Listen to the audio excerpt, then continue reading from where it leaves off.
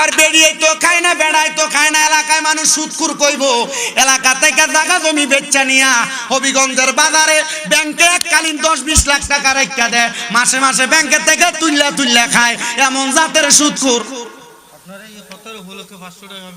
চেহারা দেখা বেড়া কিম্মত আলী মারহাবা কা বেড়া, উচিত কথা কইলে হাদিও পাওয়া যায়। মারহাবা।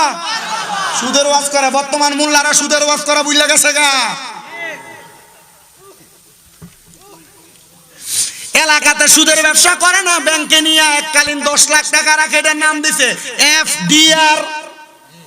10 লাখ রাখলে 10 বছর পরে ডাবল করে ফেরত দেয় ব্যাংকের থেকে, এটার নাম এফডিআর।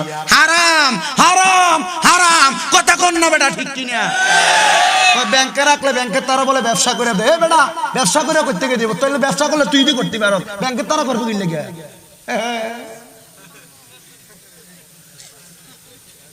এটা এমনি খায় না, মুনাফা।